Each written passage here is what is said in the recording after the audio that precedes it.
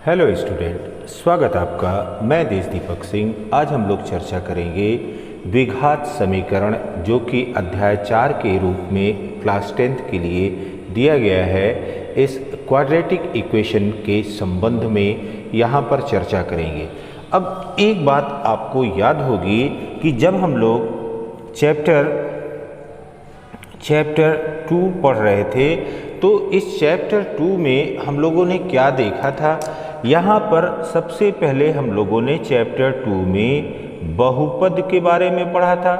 फिर हम लोगों ने जानकारी प्राप्त किया था कि शून्यक क्या होते हैं। इसका मतलब है कि पॉलिनॉमियल के संबंध में हम लोगों ने पढ़ लिया है, साथ ही शून्यक क्या होते हैं। फिर इसके पश्चात हम लोग ये जानते हैं कि रैखिक बहुपद किसे कहते हैं, रैखिक बहुपद या लीनियर पॉलिनॉमियल किसे कहते हैं। ऐसा बहुपद जिसका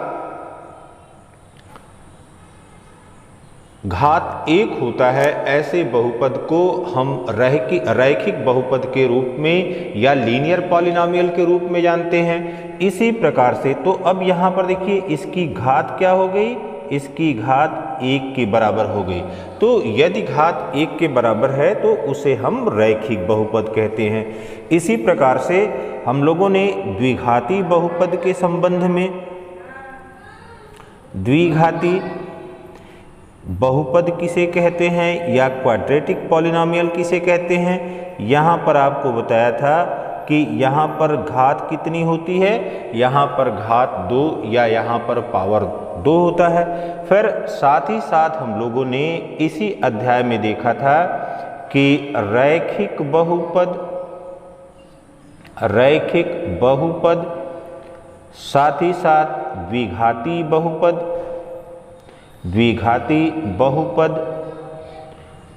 और फिर त्रिघाती बहुपद, इसका ग्राफीय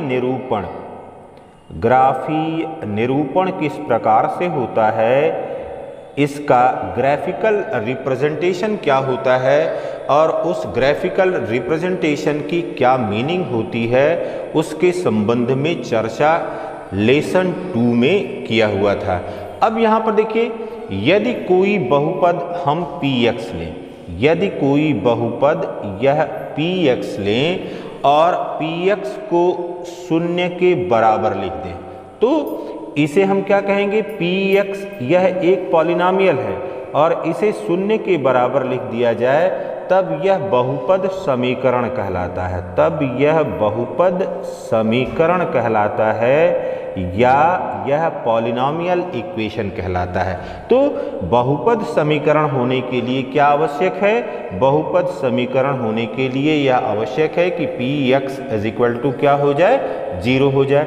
अब यहाँ पर देखिए, यदि px = 0 एक रैखिक बहुपद अगर है, यह रैखिक बहुपद है, तब इसको क्या कहेंगे, तब यह समीकरण क्या कहलाएगा, यह रैखिक समीकरण कहलाएगा या इसको लीनियर इक्वेशन कहते हैं। जैसे अगर हम लिखें कि 4x - 2 = 0, तो 4x - 2 = 0 यह कैसा बहुपद हो जाएगा, यह एक रैखिक बहुपद हो जाएगा या लीनियर इक्वेशन हो जाएगा। अब यहाँ पर देखिए बेटा, यदि इसी प्रकार से दूसरी बात करें कि यदि px = 0 यह द्विघाती बहुपद है, यह द्विघाती बहुपद है, तो अब यहाँ पर यह px = 0 अगर होगा तो यह क्या हो जाएगा, यह द्विघाती समीकरण हो जाएगा, यह द्विघाती समीकरण हो जाएगा। तो इसका मतलब है कि समीकरण होने के लिए क्या है, कि समीकरण होने के लिए यह आवश्यक है कि हम जो बहुपद दिया गया है उस बहुपद को शून्य के बराबर अगर लिख देते हैं तो हमको रैखिक समीकरण, द्विघाती समीकरण या त्रिघातीय समीकरण प्राप्त होते हैं। अब यहाँ पर द्विघाती समीकरण का सामान्य समीकरण आपको बताया था कि ax square plus bx plus c is equal to 0 है एंड ए बी सी ये क्या है, A B C they are real number means belong to real number R and A is not equal to 0। A का मान शून्य के बराबर नहीं होना चाहिए, क्योंकि ए का मान अगर शून्य के बराबर हो जाएगा तो यह क्या हो जाएगा, यह पद शून्य हो जाएगा। और जैसे ही यह पद शून्य हो जाएगा यह अपनी द्विघाती जो समीकरण है उस द्विघाती समीकरण की जो प्रॉपर्टी है उस प्रॉपर्टी को वो समाप्त कर जाएगा। तो अब बात आती है कि द्विघाती जो समीकरण होते हैं, द्विघाती समीकरण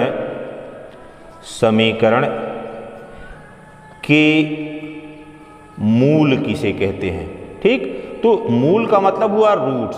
तो यहाँ पर जीरोस के संबंध में हम लोगों ने आपको बताया कि चर्चा किया हुआ है। तो द्विघाती समीकरण का मूल क्या होगा, root of the quadratic equation क्या होगा। यहाँ पर देखिए, यदि हमने कहा कि px इज इक्वल टू 0 है और यह कैसा समीकरण है, यह एक द्विघाती समीकरण है, यह एक द्विघाती समीकरण है, तब क्या होगा, तब px के जो शून्यक होंगे, px के शून्यक होंगे, उन शून्यक को ही क्या कहते हैं, उन शून्यक को ही इसका मूल कहते हैं या रूट्स कहते हैं। तो रूट्स और जो जीरोस हैं वह एक ही बात है कि उसे रूट भी कहते हैं और उसे हम शून्य भी कहते हैं या शून्यक भी कहते हैं। जैसे यदि x is equal to alpha ले लें तो x equal to alpha, this implies that p alpha is equal to 0। अगर इस कंडीशन को सेटिस्फाई कर रहा है हमारा क्वाड्रेटिक इक्वेशन, तब यह अल्फा इसका एक मूल होगा। तो द्विघाती बहुपद का वास्तविक शून्यक है, तो अधिकतम कितने शून्यक हो सकते हैं। यहाँ पर किसी भी द्विघाती बहुपद में या द्विघाती समीकरण में शून्यक कितने हो सकते हैं, अधिकतम शून्यक कितने के बराबर हो सकते हैं, 2 के बराबर शून्यक हो सकते हैं। तो अब किसी द्विघाती बहुपद का शून्यक प्राप्त करना ही उसका हल कहलाता है। तो यहाँ पर यदि हम किसी द्विघाती बहुपद का शून्यक प्राप्त कर रहे हैं तो द्विघाती बहुपद का शून्यक प्राप्त करना ही उसका मूल कहलाता है। अब यहाँ पर इतनी बातें हमको पता हो गई। अब यहाँ पर देखिए, जो समस्या यहाँ पर आती है या जो समस्याएं यहाँ पर पूछी जाती हैं वह कई प्रकृति की या कई प्रकार की होती हैं। पहली तरह की समस्या होती है कि कोई दिया गया समीकरण द्विघाती है कि नहीं है। कोई दिया गया समीकरण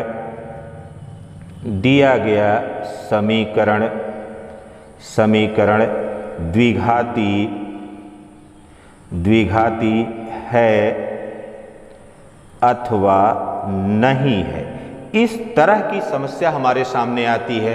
तो इसके लिए हम करते क्या हैं, जो हमारे पास समीकरण दिया गया है वह ax square plus bx plus c is equal to 0, यही हमारा क्वाड्रेटिक इक्वेशन है। और इस क्वाड्रेटिक इक्वेशन को देखते हुए हम क्या करेंगे, अगर यह दिया गया समीकरण इस प्रकार का है तब तो वह द्विघाती समीकरण होगा। फिर यहाँ पर चर की अधिकतम घात क्या होगी, चर की अधिकतम घात यह 2 के बराबर हो जाएगी। और यहाँ पर जो चर की घात दी गई है यह कैसा होना चाहिए, नॉन निगेटिव इंटीजर होना चाहिए। नॉन नेगेटिव इंटीजर होना चाहिए या ऋणोत्तर पूर्णांक होना चाहिए।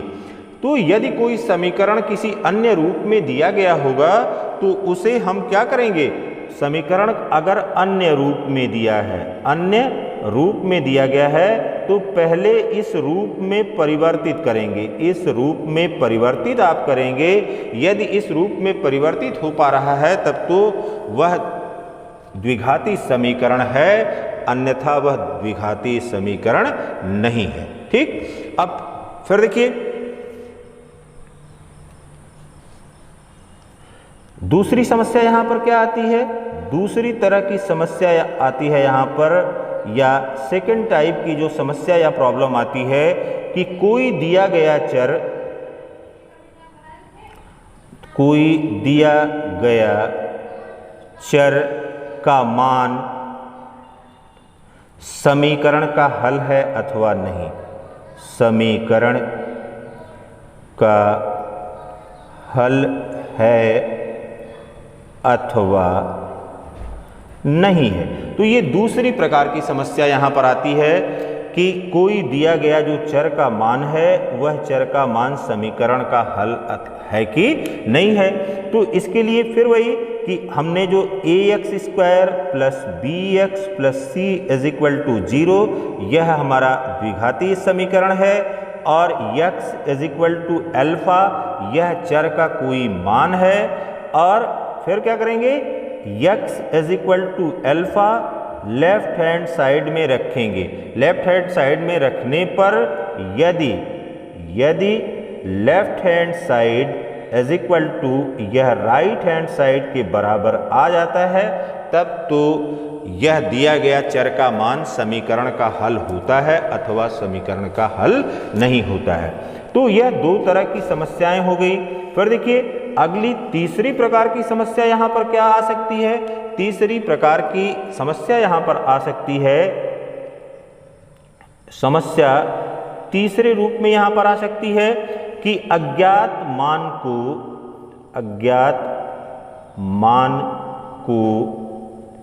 ज्ञात करना। अब जो द्विघाती समीकरण दिया गया है उस द्विघाती समीकरण में कोई अज्ञात मान दिया गया होगा और इसके साथ ही साथ अब यहां पर शून्यक दिया गया है, शून्यक दिया गया है। तो शून्यक दिया गया होगा तो इस दशा में शून्यक के मान को क्या करेंगे, इस दशा में शून्यक के मान को हम समीकरण में प्रतिस्थापित कर देंगे और उसको प्रतिस्थापित करके उसका हल प्राप्त करेंगे जिससे अज्ञात राशि का मान हमको मिल जाएगा।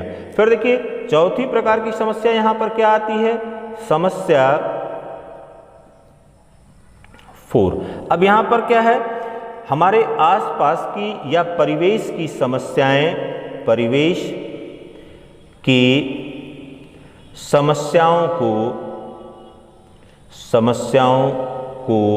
द्विघाती समीकरण के रूप में लिखना। यह चौथी प्रकार की समस्या आती है कि जो हमारे परिवेश की आसपास की समस्याएं हैं उन आसपास की समस्याओं को हमने द्विघाती समीकरण के रूप में प्रस्तुत करना है। तो यहाँ पर क्या होगा, यहाँ पर शब्द या वाक्य के रूप में कोई समस्या दी गई होगी और उस समस्या को हमको गणितीय रूप में प्रस्तुत करना होगा। तो ये इसका बिगिनिंग है, शुरुआत है कि कैसे हम इस चैप्टर को शुरू करेंगे। Have a nice day.